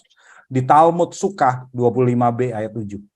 Mempelai laki-laki dan sahabat-sahabatnya dan semua yang ikut dalam pesta pernikahan bebas dari hukum suka. Suka itu hukum pondok daun, Bapak Ibu. Hari raya pondok daun, harus tinggal dalam pondok daun ya orang Yahudi. Selama 7 hari perayaan pernikahan. Sukacita hanya ada di tempat yang ada makanan. Karena itu, karena pesta pernikahan harus di rumah pengantin baru, di sana harus ada makanan. Jadi karena itu peristiwa yang penuh sukacita, namanya mempelai laki-laki, nggak boleh puasa. Nggak boleh puasa. Harus tinggal dalam rumah, tidak di pondok daun. Bahkan hari raya pondok daun yang demikian sakralnya buat orang Yahudi, hukumnya nggak berlaku buat pengantin. Nah, itu loh maksudnya Tuhan Yesus. Coba kita lihat Yesaya 54 ayat 5. Yesaya 54 ayat 5. Sebab yang menjadi suamimu ialah Dia yang menjadikan engkau, Tuhan semesta alam namanya, yang menjadi penebusmu ialah Yang Maha Kudus, Allah Israel, Ia disebut Allah seluruh bumi. Tuh, yang namanya mempelai laki-laki itu siapa? Tuhan semesta alam, Yahweh Sebaot, ya. Luar biasa kan? Coba Hosea 2 ayat 18. Kalau di software, ya Hosea 2 ayat 19 kalau di software. Hosea 2 ayat 18. Aku akan menjadikan engkau istriku untuk selama-lamanya, dan aku akan menjadikan engkau istriku dalam keadilan dan kebenaran, dalam kasih setia dan kasih sayang. Jadi kalau Yesus mengatakan dirinya mempelai laki-laki, nggak lain nggak bukan Bapak Ibu. Dia lagi-lagi mengidentifikasikan dirinya sebagai Yahweh. Siapa lagi mempelai laki-lakinya Israel? Yahweh. Jadi dia lagi, kalau Bapak Ibu pernah dengar ya, mungkin beberapa pengkhotbah juga berkata bahwa Yesus tuh menyatakan dirinya sebagai Allah itu cuma di Injil Yohanes. Salah, Matius tuh berkali-kali Yesus menyatakan dirinya sebagai Allah. Begitu dia berkata dirinya itu mempelai laki-laki, itu menyatakan dirinya sebagai Yahweh. Ya, bukan cuma sekedar dewa, dia menyatakan dirinya Allah Israel. Dia mempelainya Israel. Jadi kita lihat nih Bapak Ibu, bahwa Yesus itu datang sebagai mempelai laki-laki bagi umatnya, yaitu penggenapan nubuat perjanjian lama. Nah, kalau Yesus datang sekarang, mempelai laki-laki ada di tengah mereka, ya mereka harus bersukacita, nggak boleh berpuasa, nggak boleh berduka. Ada Yesus di tengah mereka, kok mereka berduka? Ya, tapi Tuhan Yesus berkata, setelah mempelai itu diambil dari mereka, yaitu Yesus menderita, baru mereka berduka cita. Makanya mereka puasa, karena mereka berduka cita. Jadi puasa itu lambang duka cita, ya, bukan melambang sukacita. Ada pertanyaan Pak Kurniawan di LB3 nanti apakah sudah tidak ada puasa lagi? Saya tidak bisa jawab dengan tegas gitu ya. Tetapi kalau misalnya kita baca berdasarkan apa yang tertulis di sini, kalau Yesus ada di tengah kita, itu kan sukacita kan sebetulnya. Ya mestinya sih nggak ada puasa ya, karena kita bersukacita. Puasa itu duka, ya masa di langit baru bumi baru masih ada duka cita? Ya nggak ada dong mestinya ya. Jadi harusnya sih nggak ada puasa. Ya, oke. Jadi di sini apa yang diajarkan oleh Tuhan Yesus di ayat 14 dan 15 ini, pertumbuhan rohani yang sesungguhnya tidak bisa diperoleh melalui disiplin rohani yang tadi, doa dan puasa. Nah, kita jadi harus hati-hati ya. Nggak boleh nih kita menganggap kalau kita berdoa dan berpuasa langsung kita jadi kudus. Enggak. Kenapa? Tadi kan di atas sudah ada dijelaskan bahwa Tuhan Yesus bukan menghargai persembahan, tapi dia lebih menghargai belas kasihan. Ya, jadi yang paling penting buat kita adalah hati yang dengan rendah mengakui bahwa kita tergantung kepada Allah dan bersedia diubahkan menjadi sempurna seperti Bapa. Matius 5 ayat 48. Ini terkait dengan khotbah di bukit karena lagi-lagi soal puasa ya. Di sini ada sesudah ini membahas soal puasa. Jadi kalau kita mau doa puasa, perhatikan doa puasa yang benar tidak dilakukan sebagai kewajiban dan tradisi. Jadi nggak ada tuh yang namanya kewajiban untuk berpuasa tuh nggak ada. Atau untuk kepentingan pribadi, maksudnya kita mau membutuhkan sesuatu, kita punya keinginan sesuatu, enggak. Kalau kita berdoa, kita berpuasa itu berasal dari hati kita yang diubahkan oleh Tuhan. Maksudnya gimana? Maksudnya begini. Kita lihat bahwa murid Yohanes dan orang-orang Farisi itu rajin doa puasa. Orang Farisi itu puasanya Senin Kamis, Bapak Ibu. Kelihatannya murid Yohanes juga begitu. Tapi mereka tidak mengalami pertobatan. Mereka tidak mengalami perubahan. Jadi itu bukan jaminan. Kalau terus-terusan doa puasa langsung jadi baik, langsung bertobat. Tidak. Mereka malah jadi tinggi hati, merasa diri mereka kudus suci, tidak butuh juru selamat, malah binasa dong. Akhirnya kalau terus-terusan begitu. Jadi kita harus mengalami perubahan hati, artinya menyadari bahwa Allah itu sudah mengasihi kita terlebih dahulu. Allah sudah mengasihi kita terlebih dahulu, sudah menjumpai kita terlebih dahulu, sudah menyelamatkan kita terlebih dahulu. Sehingga kita terbeban untuk menyelamatkan orang lain. Kalau mau berpuasa, jangan untuk kepentingan pribadi. Tapi untuk kepentingan kerajaan Allah, itu boleh. Artinya apa? Berpuasalah untuk keselamatan orang lain. Ya, kalau untuk diri kita supaya kita jadi tambah saleh, nggak berhasil. Orang Yahudi dan orang Farisi dan murid Yohanes nggak berhasil tuh jadi baik, nggak berhasil tuh jadi bertobat. Jangan berpuasa supaya kita jadi saleh, nggak berhasil. Tapi berpuasalah untuk kepentingan kerajaan surga, yaitu menyelamatkan orang lain. Kita berpuasa karena kita diberi beban oleh Tuhan untuk menyelamatkan orang lain, dan untuk itu kita perlu berpuasa. Ya, jadi tujuannya yang benar deh. Ya, Tuhan Yesus mengarahkan kita ke arah ini. Ya, dan puasa tidak pernah berupa sukacita. Puasa selalu duka.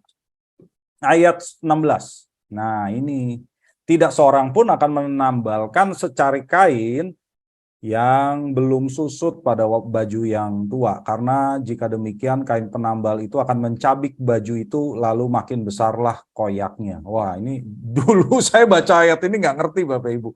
Karena kita sudah hidup di zaman modern, kita nggak pernah melihat baju ditambal gitu ya. Kalau kita baju bolong kita buang beli baru gitu kan.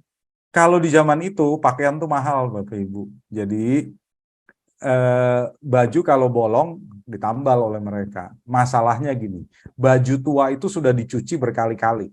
Baju tua itu sudah dicuci berkali-kali sehingga menyusut.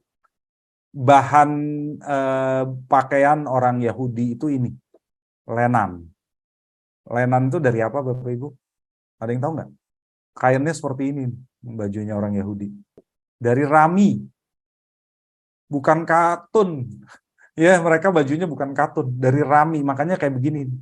Kalau yang seratnya kasar orang miskin, yang seratnya halus orang kaya. Nah, kalau si rami ini dicuci berkali-kali lenan itu, maka akan menyusut. Jadi ukuran L jadi M, ukuran XL jadi L, gitu ya, menyusut.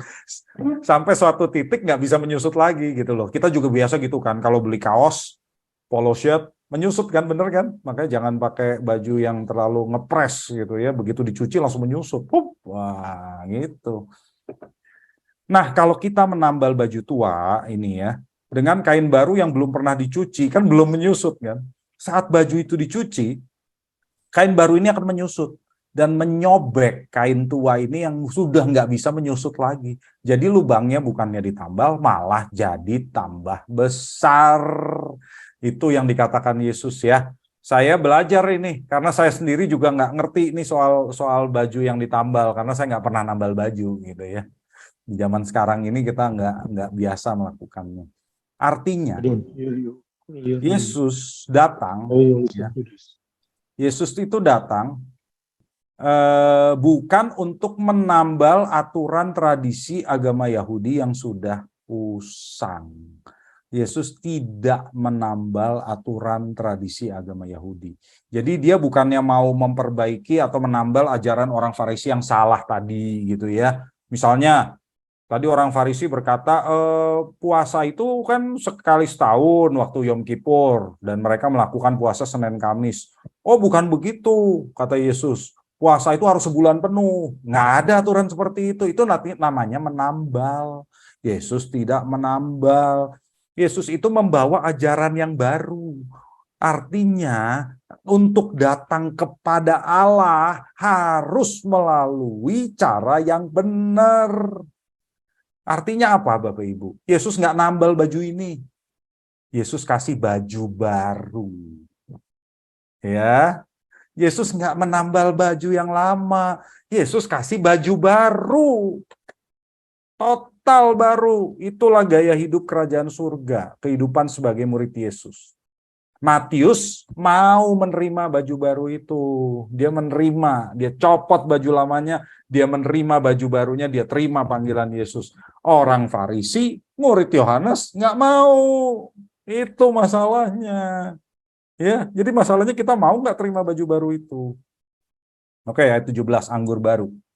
Begitu pula anggur yang baru tidak diisikan ke dalam kantong kulit yang tua, karena jika demikian kantong itu akan koyak sehingga anggur itu terbuang dan kantong itu pun hancur. Tetapi anggur yang baru disimpan orang dalam kantong yang baru pula. Dengan demikian terpeliharalah kedua-duanya. Nah, Bapak Ibu dulu, orang zaman dulu itu menyimpan anggur tidak dalam botol kaca gitu ya, tapi dalam kirbat nih, kantong kulit.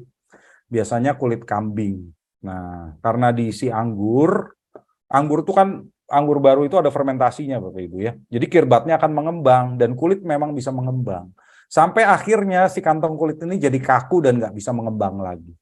Nah, kalau kantongnya sudah kaku, diisi anggur baru yang sedang berfermentasi, akan mengembang tuh kantongnya karena anggur ini akan menghasilkan gas CO2. Sehingga kirbat tua itu akan pecah, nggak kuat lagi menampung gas yang dibawa oleh si anggur baru. Maka pecahlah dia. Dulu saya juga nggak ngerti nih. Ya, saya juga nggak ngerti. Saya juga belajar, nggak pernah soalnya ngelihat kirbat kulit yang asli gitu ya. Kecuali kalau di Israel ada yang jual. Jadi kalau Bapak Ibu beli di zaman itu, masukin anggur baru ke dalam kantong tua, kirbatnya pecah, anggurnya juga tercurah gitu ya, bocor. Jadi bocuan kata Tuhan ya. Jangan lakukan itu, nggak ada untungnya, bocuan. Jadi apa itu anggur baru Bapak Ibu? Anggur baru itu artinya ajaran baru. Sama, Yesus tuh membawa ajaran baru yang tidak bisa dimasukkan ke dalam sistem tradisi Yahudi lama. Kirbat lama itu nggak bisa menampung anggur barunya Yesus. Mengikuti ajaran Yesus adalah menjadi muridnya yang melakukan praktek baru dan kehidupan baru. Jadi kalau kita mau jadi pengikut Yesus nggak bisa dengan pola pikir Yahudi lama. Kata Yesus begitu. Bukan berarti Yesus menghapuskan hukum Taurat atau PL, bukan. Tapi yang dimaksud, ajaran Yesus lebih utama daripada mengikuti praktek agamawi tradisi Yahudi. Jadi yang salah itu bukan PL-nya, bukan Tauratnya, tapi praktek yang sudah jadi agamawi, yang sudah jadi tradisi. Itu yang tidak bisa menerima ajaran Yesus. Yang pertama, apa yang kita pelajari dari pertemuan hari ini? Kebutuhan terbesar manusia itu apa? Kebutuhan terbesar manusia bukan kesembuhan jasmani, bukan pemenuhan kebutuhan jasmani, melainkan ayat 2, pengampunan dosa.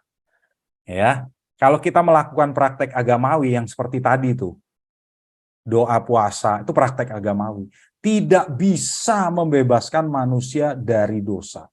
Nggak bisa. Malah justru menutupi masalah terbesar manusia, yaitu dosa. Ya. Yesus sudah menunjukkan caranya mengampuni dosa dan menerima orang berdosa, yaitu Matius menjadi muridnya. Tapi orang Farisi yang rajin beribadah, murid Yohanes yang rajin berpuasa, mereka mempersembahkan kurban sesuai dengan aturan Taurat, justru merasa diri mereka saleh, sehingga merasa diri mereka tidak butuh Yesus Kristus, nggak butuh juru selamat. Padahal yang namanya masalah dosa hanya bisa disembuhkan oleh Sang Tabib Agung, yaitu Tuhan Yesus Kristus. Jadi kalau kita menutup mata kita dengan merasa saya sudah melakukan kewajiban agama, saya jadi baik, saya jadi saleh, akhirnya kita tidak menyadari bahwa yang kita butuhkan hanya Tuhan. Benar. Kita merasa diri kita baik, kita merasa diri kita saleh, kita merasa nggak butuh Tuhan. Akhirnya begitu. Itulah yang dialami oleh orang Farisi. Aplikasi yang kedua, panggilan Yesus di sini ya kepada orang berdosa, yaitu Matius. Di sini kan kita sudah melihat bahwa elitisme agamawi yang ditunjukkan oleh orang Farisi dan murid Yohanes itu kemunafikan, itu kejahatan di mata Tuhan. Ya, orang-orang Farisi dan murid Yohanes Pembaptis membenci orang pemungut cukai, membenci orang-orang berdosa. Jadi coba jangan ada elitisme di tengah kita, Bapak Ibu, ya. Yesus itu datang untuk memanggil orang berdosa, bukan orang yang sok benar. Padahal kalau kita menganggap diri kita itu elit, satu-satunya yang benar-benar elit itu cuma Yesus sendiri. Dan Yesus datang jadi tabib untuk orang berdosa. Ya, dan dia membawa keselamatan buat orang berdosa. Jadi siapapun kita, seberapapun besar dosa kita, seberapapun besar dosa saudara, Yesus itu datang buat saudara loh. Ya, dia datang untuk orang berdosa, buat orang yang menyadari keberdosaannya. Kalau kita datang kepada Yesus menyadari keberdosaan kita, ya dia akan menerima kita pasti. Sama seperti dia menerima seorang Matius menjadi muridnya. Tapi kalau kita datang kepada Tuhan dengan mindset saya orang benar, akhirnya kita nggak jadi murid Yesus yang benar. Ya, aplikasi berikutnya dimusuhi orang.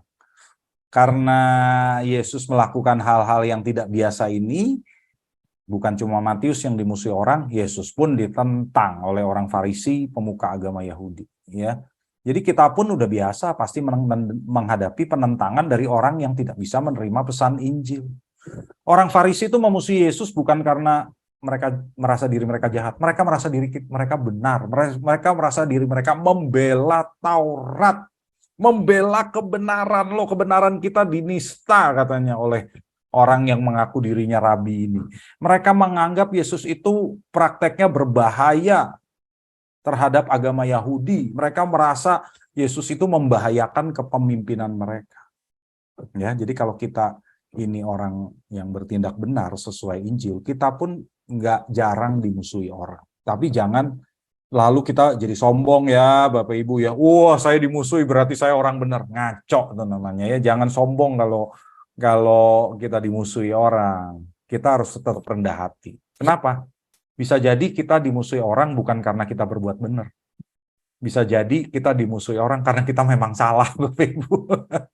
Ya, jadi lebih baik kita dengan rendah hati merenungkan apakah kita sungguh-sungguh melakukan kehendak Tuhan. Kalau kita dimusuhi orang, mendingan begitu.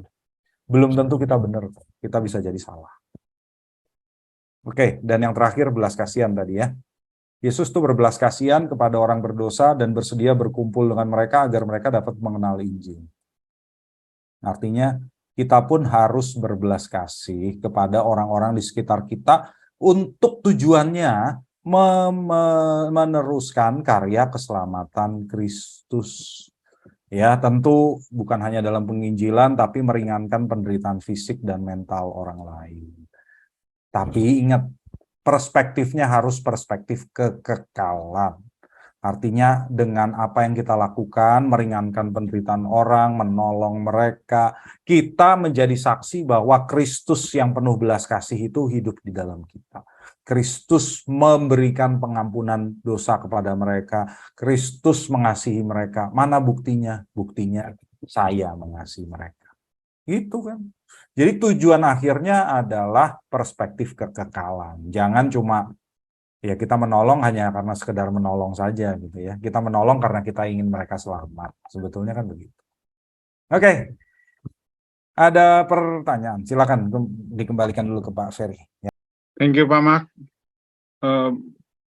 Terima kasih atas penjabarannya. Mungkin saudara-saudara, Bapak Ibu ada yang mau ditanyakan? Pak, mau tanya Pak Ya silakan. soal doa dan puasa itu Pak. Ya silakan. Tadi apa mungkin definisi doa? Kalau kita belajarnya itu doa itu adalah dialog dengan Tuhan ya Pak. Jadi Betul. lebih kepada sikap hati kita tulus menghadap Tuhan gitu. Betul. Tapi mungkin yang dimaksud dengan tadi murid-murid Yohanes dan orang-orang Farisi itu lebih kepada mengucapkan doa sebagai mantra atau gimana? Seperti cara mereka mengucapkan Shema atau apa gitu Pak? Ya, makasih Bu Inian. Ya, yang dimaksud dengan doa di sini adalah doa sebagai kewajiban, Bu. Ya, jadi ada jadwalnya. Kalau murid Yesus itu kan kalau berdoa, bahkan murid Yesus juga tetap berdoa sih sebetulnya loh, sesuai dengan jadwal doa Yahudi. Tapi karena mereka bersama dengan Yesus, mereka nggak perlu berdoa sama orang-orang lain, harus beramai-ramai di sinagog, kelihatan semua orang, sehingga menunjukkan bahwa mereka itu orang saleh. Ya, saya mau kasih tahu salah satu rahasia. Di agama Yahudi, orang berdoa itu harus punya quorum. Saya pernah bahas sih sebelumnya di waktu kita berdoa, kita membahas doa Bapa Kami. Ada quorumnya, yaitu 10 orang dewasa. Jadi harus 10 orang dewasa. Itulah sebabnya, salah satu sebabnya murid Tuhan Yesus ada 12. Jadi waktu mereka mau sembahyang, minimal ada 10 orang. Jadi mereka nggak perlu ngikut orang-orang lain. Ya, kalau orang-orang lain itu setiap pagi, syaharit, mereka harus ngumpul di sinagog supaya memenuhi quorum 10 orang itu. Minimal 10. Jadi mereka berdoa pagi rame-rame. Mereka semua pada pakai ini nih, ada tefilin di sini, ya, pakai talit, gitu semua begitu dari zaman Yesus. Murid Yesus juga mungkin begitu, tapi doanya sendiri sama Yesus saja, nggak ikut yang lain. Jadi itu yang dimaksud, bukan doa kita, maksud kehidupan kita adalah doa setiap kali kita berdialog dengan Tuhan, bukan itu, tapi doa sebagai kewajiban, sebagai upacara agama. Nah, kita jadi jangan sampai kita merasa doa itu kewajiban dan upacara. Kalau udah kayak begitu, nggak ada bedanya sama orang Farisi. Oke Pak, ya Pak. Ya, oke. Lalu kalau untuk puasa Pak, boleh nggak umpamanya kita puasa karena kita punya beban untuk diri kita sendiri nih. Saya punya suatu katakan suatu beban keterikatan umpamanya yang saya ingin sekali saya mintakan Tuhan untuk membantu saya berjuang sehingga saya ini bisa sukses nih berjuangnya, melepaskan diri umpamanya saya ini ikatannya tuh saya suka makan cabai kebanyakan umpamanya gitu. Nah, saya nggak bisa ngerem tuh Pak. Nah, terus saya minta bantuan. Saya sampai puasa gitu. Itu boleh kan Pak? Sebetulnya kalau di agama Yahudi nggak ada begitu. Ya, jadi yang Tuhan Yesus katakan itu puasa itu sebetulnya bukan yang kayak begitu gitu loh. Jadi puasa yang benar itu bukan untuk kepentingan pribadi, tapi untuk kepentingan kerajaan Allah. Jadi ya kalau kita begitu ya berdoa nggak apa-apa. Tapi puasa yang benar itu buat kepentingan bersama. Karena orang Yahudi itu nggak ada konsep kepentingan pribadi mereka gitu. Mereka akan mengutamakan kepentingan umat Israel di zaman itu ya. Artinya kita juga mementingkan kepentingan kerajaan Allah. Kenapa Yesus berpuasa sebelum dia melayani? Karena dia mau dia mau menerima tugas yang besar sebagai juru selamat dunia kan. Jadi untuk kepentingan kerajaan Allah itu. Kenapa Esther berpuasa? Esther menyuruh orang Israel berpuasa karena supaya mereka nggak dibinasakan kan oleh Haman. Iya, jadi mereka selalu fokusnya orang banyak, bukan saya. Jadi kita pun saya kira juga punya begitu ya. Tentu boleh kalau misalnya memang kita terpanggil untuk berpuasa, nggak ada yang melarang Bu, tapi tidak merupakan kewajiban. Ya, sama sekali bukan kewajiban. Justru kalau yang jadi kewajiban itu kalau kita ya bisa dikatakan tanda petik ya kewajiban kecil gitu. Kalau kita memang punya beban buat orang banyak, bukan untuk diri kita. Oke. Tapi kalau buat diri kita sendiri mau puasa nggak apa-apa, tapi ya itu bukan kewajiban gitu ya, dan itu Mm-mm. karena kesadaran kita sendiri saja gitu. Oke, Pak. Ya. Oke, thank you, Pak. Ya, baik Bu Indah. Cukup, Pak. Pak Mak, Mungkin ada lagi Bapak Ibu. Pak Mak, sorry Ya, menyambung yuk dari silakan. puasa. Yuk. Pak, saya untuk kisah yang murid-murid Tuhan Yesus yang mengusir setan terus Ya, Daniel. gagal itu, terus yang Tuhan Yesus katakan untuk yang jenis seperti ini harus dengan puasa, itu puasa dalam konteks apa Pak sebetulnya Pak? Iya, yang jenis ini kamu harus berdoa dan berpuasa gitu kan katanya kan. Iya. Ya sama, betul nggak? Puasa yang dimaksudkan Yesus itu bukan puasa supaya kamu dapat kekuatan, bukan. Tapi puasa supaya kamu sungguh-sungguh punya hati untuk keselamatan orang lain. Jadi ya, jadi fokusnya bukan supaya saya Tuhan Yesus nggak mengajarkan kita untuk begitu loh ya. Jadi murid-murid Yesus sendiri pun saya kira waktu diutus pun mereka punya ketakutan gitu loh ya. Kadang-kadang mereka disuruh Yesus, ayo coba kamu usir setan, apa mereka pun takut gitu. Tapi kalau Tuhan Yesus bilang kamu nggak puasa sih, bukannya supaya kamu dapat kekuatan. Yesus ngajarnya nggak kayak gitu, tapi supaya kamu sungguh-sungguh punya hati yang benar-benar bisa melayani itu, nggak takut untuk menghadapi itu karena kamu memang terbeban untuk menyelamatkan dunia. Fokusnya selalu untuk keselamatan banyak orang gitu. Oh, oke Pak. Tanggapan saya selama ini mungkin dengan puasa jadi lebih ada tenaga dalamnya gitu Pak. Iya, kadang-kadang kita menganggapnya begitu. Padahal kalau kita pelajari di sini di konteksnya nggak pernah Tuhan Yesus ngajarnya begitu gitu ya. Jadi benar-benar supaya kita itu punya hati untuk keselamatan orang. Kalau kita sungguh-sungguh ingin menyelamatkan orang, Tuhan bisa pakai kita gitu loh. Siapapun kita. Oke, Ya. baik. Jelas Pak. Terima kasih Pak Mak. Cukup mungkin Pak Mak. Kita Baik. tutup